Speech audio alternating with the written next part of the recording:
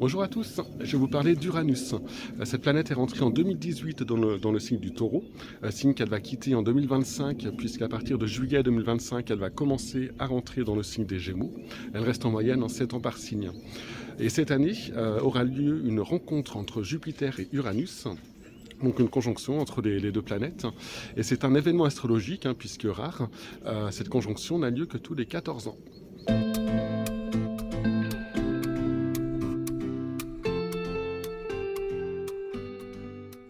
En 2024, Uranus va parcourir la majeure partie du troisième décan du Taureau, comme on le voit ici. C'est la planète rouge. Je n'ai mis que les planètes lentes sur cette animation. Ce sont les plus importantes en prévision astrologique. On voit aussi que Jupiter vient rejoindre Uranus, le double, avant d'entrer dans le signe des Gémeaux. Alors pour mieux visualiser qui va être touché par un transit d'Uranus cette année et de quelle manière, j'ai reporté son trajet de 2023 à 2025 sur ce graphique. Il représente les deux derniers décans du Taureau, en vert. Les décans sont indiqués sur la gauche. Et les deux premiers degrés du signe des Gémeaux, en rose. Et en rouge, c'est le parcours d'Uranus. Alors lorsque la courbe descend, c'est une rétrogradation d'Uranus, c'est-à-dire que la planète semble reculer dans le ciel, vue de la Terre. On voit que ces rétrogradations sont très régulières, comme toutes celles des planètes lentes d'ailleurs. Uranus rétrograde 5 mois par an, presque la moitié du temps. En 2023, Uranus était encore dans le deuxième décan du Taureau. Il est passé dans le troisième décan le 28 mai. Il est resté dans ce décan jusqu'au 10 décembre avant de faire une dernière visite dans le deuxième.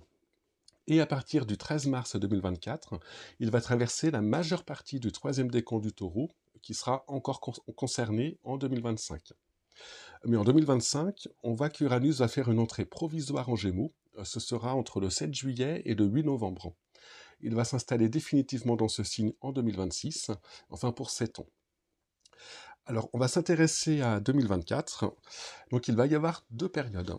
Avant le 13 mai, Uranus va passer sur des points du zodiaque qu'il avait déjà traversé deux fois en 2023 et au tout début 2024. Une première fois, c'était avant le 29 août 2023, date à laquelle il a atteint 23 degrés 05 du Taureau, et une deuxième fois après le 29 août, lors de sa rétrogradation.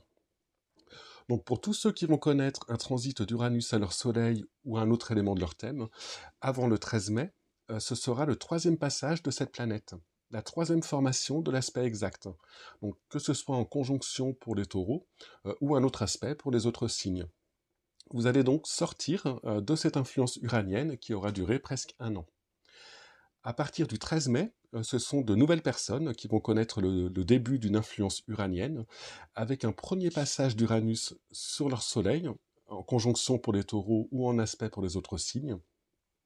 En fait, sera concerné tout le reste du troisième décan, donc une partie dès le mois de mai 2024, et pour la toute fin des signes, ceux qui sont nés les 2 derniers jours, ce sera plutôt pour 2025. Alors j'ai déjà largement parlé de l'influence de cette planète pour chaque signe dans les vidéos des prévisions annuelles, mais il y a des caractéristiques communes, quel que soit l'aspect qu'Uranus forme à votre Soleil, donc à votre signe.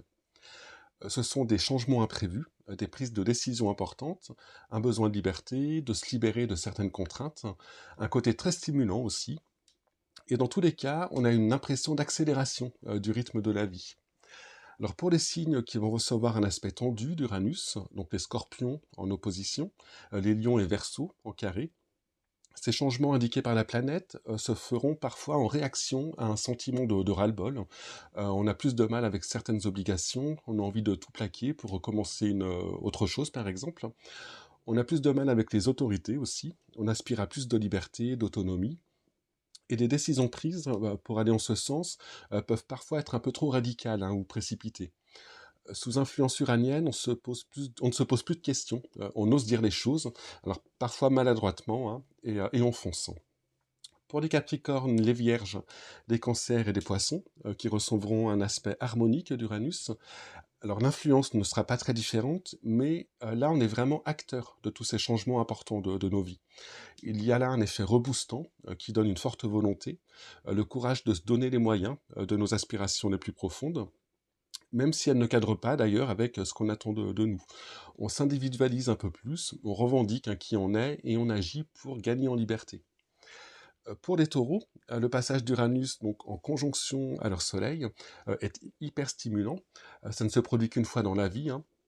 Uranus a fait le tour du thème en 84 ans, et c'est vraiment l'occasion de prendre des virages à 180 degrés, de se lancer dans un projet de vie qui nous tient à cœur, sans jamais avoir osé se l'avouer par exemple, mais ça peut être aussi vécu plus simplement par de nouvelles activités ou une rencontre très importante qui va changer beaucoup de choses dans notre vie, un changement de travail.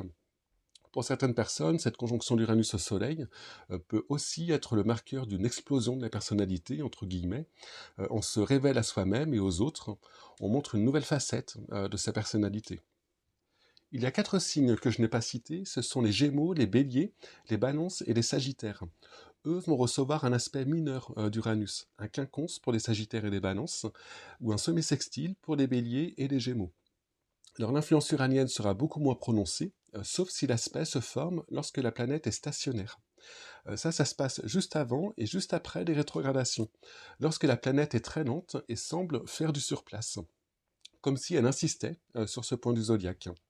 Donc si on reprend la courbe, on voit que c'était le cas en janvier-février 2024, où la planète était à 19 degrés, et ce sera à nouveau le cas en août-septembre, lorsque la planète sera à 27 degrés.